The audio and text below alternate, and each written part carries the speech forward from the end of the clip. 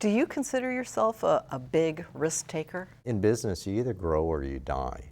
I like to think even in life, you either grow or you die. You expand your knowledge, you learn more about yourself, you try new things, or you die. And so, because everybody else is growing, so you're receding if you don't grow. And I think that is true of our business. So you have to take risks. Anytime you grow, growth is risk-taking. He continues to grow and innovate his family business, now in its third generation. Meet this Hawaiʻi executive next on Long Story Short. One-on-one engaging conversations with some of Hawaii's most intriguing people. Long Story Short with Leslie Wilcox. Aloha mai kako, I'm Leslie Wilcox. Mark Fukunaga of Honolulu is the third generation chairman and CEO of Servco Pacific. The family-owned business celebrated its 100th year anniversary in 2019. It has grown into one of Hawaii's largest privately owned companies, with revenues in 2018 reported at $1.8 billion. Servco Pacific is known in Hawaii, Guam, and more recently Australia for its auto dealerships, with brands including Toyota and Lexus, and its home appliance sales. Consider the business's humble start. Mark Fukunaga's grandfather, Peter, an immigrant from Japan, put down a $25 down payment on a 2-stall auto repair shop in the rural town of Waialua on Oahu's North Shore. Mark Fukunaga was just 4 years old when his grandfather passed away in 1960. He learned about his grandfather's life when he read the transcript of a 1940s radio show that was recently discovered tucked away in a family safe. My grandfather was Peter Fukunaga, and really an amazing guy. I mean, I realize this belatedly, but he was just an extraordinary risk-taker, resilient, far-sighted, just an amazing guy. Was he an immigrant? Yeah. So he came over from Japan. He was from the Hiroshima area. His father, my great-grandfather, apparently started off with some money. He apparently owned something like 9 mountains up in the hills, and unfortunately also liked gambling. So he blew it all. And I think the sons were sent away to make money. So he emigrated at the age of 17 and came to Hawaii, and actually the Big Island, and took a job with one of the plantations, a place called Kukue Ha'ele Plantation up on the north side. So he was doing that, and then he got a job at Parker Ranch as a cook. I think probably a dishwasher and a cook, and did that for a bit. And then he, I guess because he was sort of engineering oriented, he became what's called a powder man. He basically was the guy to blow up dynamite charges to create the flues, irrigation flues through the mountain. I think he was being paid $20 a month, of which he would send 10 back to Japan in those days. And was he intending to go back? He was hoping to. He was hoping to become an engineer. I think at a certain point he said, you know, I really need to strike out on my own. So he moved to Honolulu after about 5 years on the Big Island. And all the time he used to carry a little English dictionary in his back pocket. So he was always trying to learn English. He knew he had to learn English. He knew he had to learn about America. So he enrolled in Trinity Mission School. So he did odd jobs. He worked, I think, as a houseboy. And when he could, he went to Trinity Mission School first grade, because he didn't know anything more than that level. So he was willing to humble himself and risk a big move. Right. At the age of 22, he was in the first grade class. But he was a smart guy, so after a month, they promoted him to the second grade. A month later, third grade. So he went through 6 grades in about 6 months, and then he went to Iolani. And unfortunately, because he was so, I guess you'd have to say, driven, he drove himself. I'm sure he wasn't eating well or whatever. He ended up getting tuberculosis. So he spent a year in Leahi Hospital. Before that, when he was a dynamite guy in the Big Island, he fell like 30 feet, almost died, broke both arms. So he was in the hospital there once. He caught scarlet fever on the Big Island. That put him in the hospital. So he was, you know, he had all these setbacks, but somehow he always came back. Servco Pacific CEO Mark Fukunaga describes how his grandfather, Peter Fukunaga, came back after recovering from tuberculosis. He set his mind on getting into automotive sales and servicing, but he had no experience in this area. So he knocked on the doors of all 3 Honolulu auto dealerships in 1919, hoping to learn the business from the ground up. Finally, one of them decided to give him a try based on his persistence. So he works there for about 2 months. He's working on a car, and it unexpectedly pins him against the garage wall. Another setback? Breaks a leg. So he's back in the hospital. Wow. This time I think it's Queen's Hospital. So he's recuperating, badly broken leg. It's, you know, it was apparently a really bad injury. And while he's in the hospital, he hears about this garage that is for sale in Haleiwa, what was then Wailua. A garage meaning a place where you get your car fixed? Yeah, yeah. So it was a 2-car repair garage, repair any make. And so he says, great. And he's got $25 in savings. That's amazing, since he was in the hospital for twice already. Right. So he saved money actually too. reaches out to the seller, and they strike a deal. And it's, I think it's $1,600 and $25. All he has in his pocket is the down payment. And he makes it, so he seals the deal. He limps out of the hospital bed on crutches because not healed, and he goes out to Wailua and starts running this 2-car garage. And that's the start of Servco, 1919. And apparently, so he gets this thing up and running, and then I'm reading this transcript, and it says, then we faced a really bad depression. And I'm thinking, oh, the Great Depression. And he goes, yeah, things got really bad in 1921. And apparently there was a smaller depression then. And he said, we're faced with bankruptcy, everyone wanted to quit. And he said, I just said, no, we're going to continue. I won't get paid. I'll do whatever we can to stay alive. And he struggled through that, and then things got better in the 20s. Even in 1929, the real depression? Then he apparently, so again, a far-sighted guy, and he saw it coming. So he started branching out into appliances. So he then started this business for electronics, easy radios and easy washers.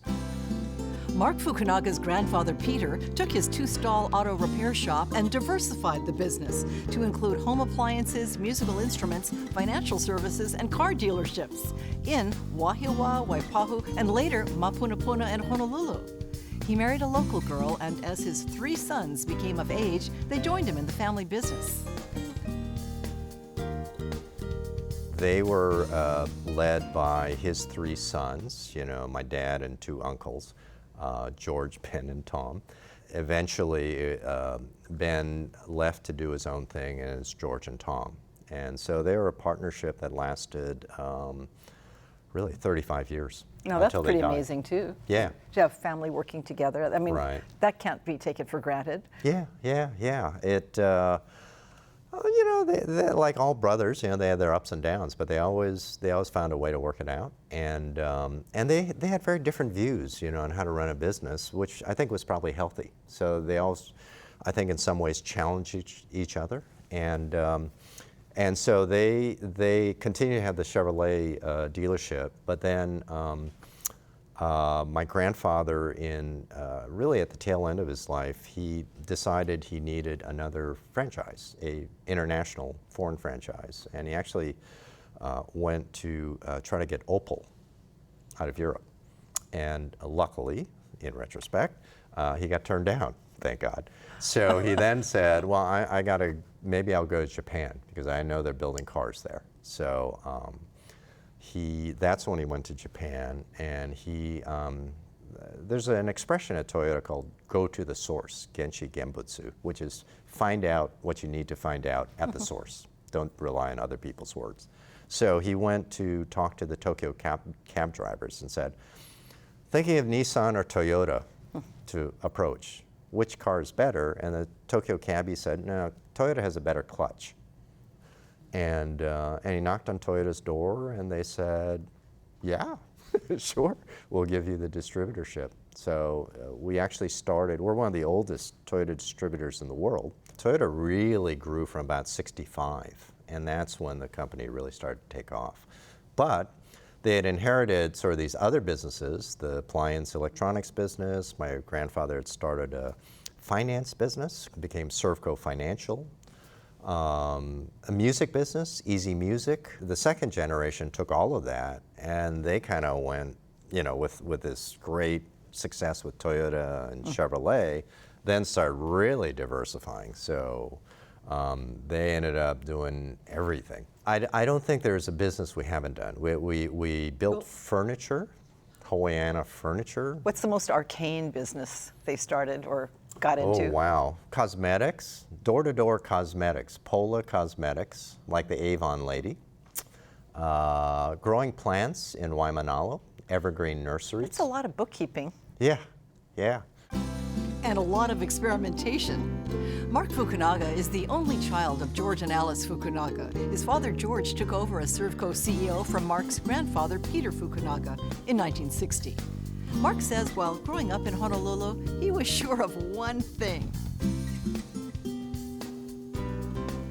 One thing I was sure of, which was I was never going to join the family business.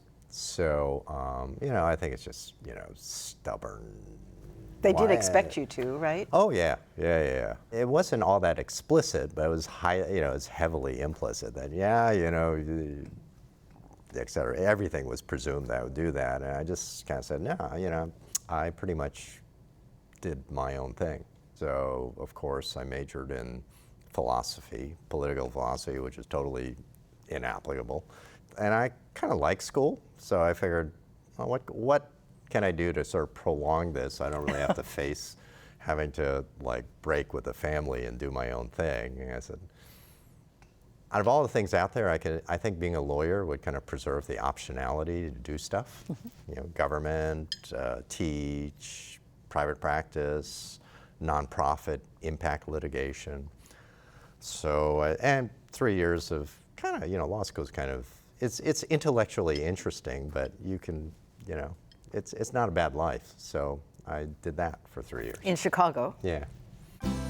After graduating from the University of Chicago Law School, Mark Fukunaga landed a job in New York City with a top-tier corporate law firm on Wall Street. He represented countries, including Brazil and Argentina, which didn't have the money to pay back their loans to the United States. Mark says he liked law school more than he liked practicing law. In 1988, he returned to Hawaii to fulfill family obligations for a time, not as a career. So, yeah, I had all this family expectation, and you know, when you get the ripe old age, when I think at that time I was 30s,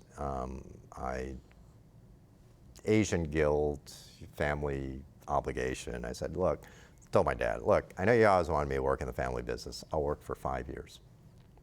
And then after that, I'm going to do my own thing. Because now you've repaid him for all of his That was the raising. theory. Yeah.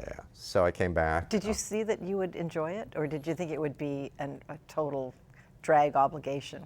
A little bit of both. I thought it'd be good. You know, I mean, it was the identity of the family. So I thought it'd be a good thing to learn that, and to work with my dad, who was, you know, frankly, a kind of a workaholic. So I didn't really know him that well, as well as I might have on a really personal level. So I thought, no, that'd be good. And but then afterwards, I'd kind of find something else. So when I came back from New York, I was put in to kind of rotate through the company and do, you know, a bunch of jobs to kind of learn about. And my first job was in the appliance service department. And at that time, General Electric, which was our main brand, their refrigerators had a defect, and their compressors, the thing that cools it, were failing. So we had thousands of refrigerators that were failing, full of food throughout Oahu. And I was in that department, and we were completely. You were taking the calls? We were taking the calls, and then pretty soon it was like, we were just dealing with this tidal wave of stuff. So anybody who could do anything was doing anything. So that must have been the family food for the week or more. Oh, so yeah. that was big money people were losing, Yeah. rotting in their homes. Right. So so we would take in these refrigerators full of food. Food was bad, and guess who got to clean them out? But it was, I loved it. I was supposed to be there for 2 weeks. I ended up staying for like 4 months, and they had to actually yank me out. You liked cleaning gross food out of? Yeah, it was, well, that part wasn't so much fun, although I did learn that if you need to take a really bad smell out of a refrigerator, the best thing is fresh lemons. Just squeeze it in there. Squeeze it, and then wipe it all down with fresh lemon juice. You're great. Good to go. After nearly 5 years of working for Servco, the company that his grandfather founded and his father was running, Mark Fukunaga was at a crossroads with his career. Would he stay in the family business or move on to a different path?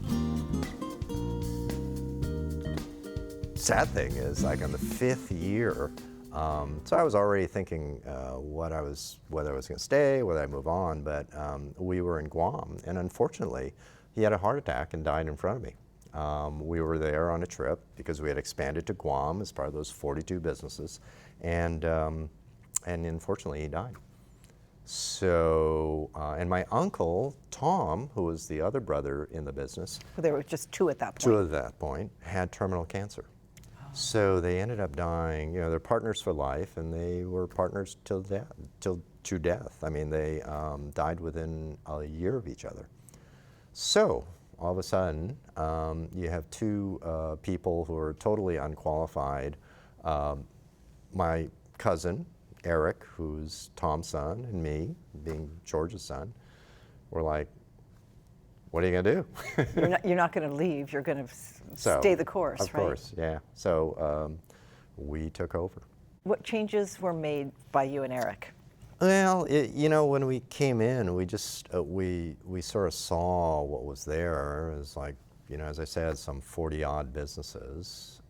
And were they doing well? When they were acquired or we entered into it, there was some sense because Hawaii was still its own economy that was separate from the U.S. mainland.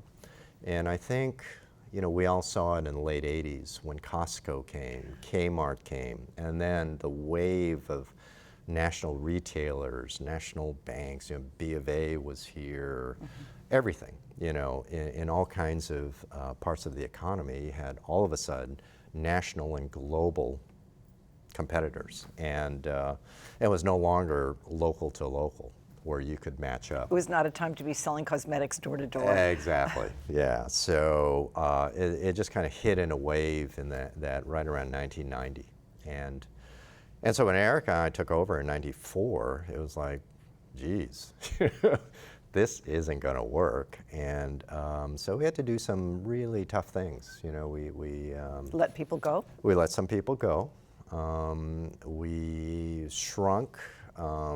So we sold, spun off, and closed, at that time, 39 out of the 42 businesses. And it was just one after the other. And not from a personal standpoint, but from a professional standpoint, you were comfortable with that? It was really hard. Servco is incredibly lucky to have a great board. And one of the board members said to me, Dick Gushman, he said, if you can't do the tough things, you have no business being a CEO. If you like doing the tough things, you're not a human. And when you operate doing the things you do, you really have to be self-aware. You have to know yourself. What have you discovered along the way? Oh gosh, you have to be able to forgive yourself for making mistakes.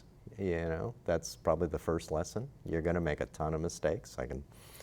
if we had 3 more hours, I could go through all of them. But it's that. It's being comfortable with making mistakes. I think that's a big one. You know, when people talk about your company and the family, I mean, they may think, oh, they're in the car business. They've been in the car business for years. They've got it made. But it probably doesn't feel like that, does it? Because the car business has changed so much. And is it a sure thing now? We're talking about all kinds of new transportation coming online. Yeah, big time. It's totally different. I think every business out there is facing disruption. Is that the biggest disruption, digital related, internet related? I would say, I mean, it's particularly bad in the auto business in terms of the disruption we're facing, because I think we're facing 4 different ones. One is moving from brick and mortar to digital. But in addition to that, there's autonomous cars that will come here. Where people wouldn't need to own a car. They Right. would just pick up a driverless car and take it. Yeah, you've got sharing, Uber, and now we've launched our own sharing service called Hawaiʻi, car sharing. So you've got sharing, the sharing economy, and you marry that with autonomous vehicles, and all of a sudden, do you need to own a car? Does that faze you? It's fascinating and terrifying, because we don't know how it all is going to pan out, how lucrative, how profitable, sustainably profitable it can be. But we know it's the future. And even though, frankly, some of that stuff disrupts our core business of selling and servicing cars, we know that's what customers want. So that's been our mantra for 100 years. We follow the customer. Following the customer, even at the possible expense of some of our business, but we know if we follow the customer, it's going to be successful in the long run. What's the 4th generation looking like? We're lucky. I think we have some really, really talented, what we call G4s, 4th generations. And I didn't know there was a yeah, nickname there's a for whole, it. yeah, if you're in the family business world, there's, G1, G2s, et cetera. But no, we've got some really talented people out there. And I think, again, this is great counsel from another one of our board members, Warren Luke, runs a family business. And he said, everybody in the family always worries about the family business, but you really have to worry about is the business of the family. How do you make sure that younger generations are constructive, engaged, productive members of society instead of living off dividends?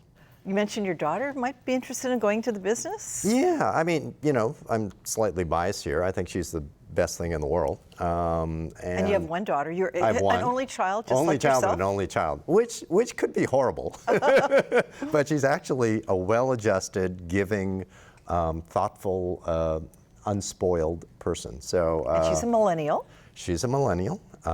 She graduated from B school, just got out of Columbia, and is now working as a management consultant. What was parenting her like when she was a child? It was, completely unexpected. I didn't know if I was going to be a good parent or if even I was going to like parenting. And it turned out that was the best, hands down, best thing I've ever done. I love being a father. And it was incredibly rewarding for me on all kinds of levels, but it was also influential. I mean, I became a different person from being an all-in parent. I learned how to be tolerant. I learned how to be patient. I learned how to appreciate curiosity and encourage curiosity and become more curious myself because of my interactions with her. So she made me a better person. Yeah, she's terrific. Like some other folks in the family, interested in possibly joining the family business. And what if one of the G's just could care less about transportation and cars, but wants to do business? Then what? Then I think that's terrific. I think, every business, any business this long reinvents itself. And we've reinvented it. We don't bake muffins anymore. We don't build furniture. So every business reinvents itself. And I'm sure we will do. The next generation will reinvent the business again. One of the businesses in which Servco Pacific still has a controlling stake is Fender Musical Instruments, makers of legendary guitars used by rock and roll artists like the Rolling Stones and the late Jimi Hendrix. In 2007, under Mark Fukunaga's leadership, Servco expanded its Toyota dealerships into Australia, which now account for half of its automotive business and its 2,000 plus employee workforce. In 2018, Mark was named CEO of the Year by Hawaiʻi Business Magazine, and he continues to grow and innovate a sprawling and successful family business founded for $25 in Waialua, Oahu. Mahalo to Mark Fukunaga of Honolulu for sharing his story, and thank you for joining us for this edition of Long Story Short on PBS Hawaiʻi. I'm Leslie Wilcox. Aloha nui. It's about being a custodian, a good custodian. It's not like, okay, how much dividends can we pull out of it? You know, and I think we all take the position that our identities are wrapped up in Servco, and that our role in the community is tied to Servco. So we better darn well be sure that Servco's a really good corporate citizen that does good things. And we try to perpetuate that. For audio and written transcripts of all episodes of Long Story Short with Leslie Wilcox, visit pbshawaii.org. To download free podcasts of Long Story Short with Leslie Wilcox, go to the Apple iTunes Store or visit pbshawaii.org.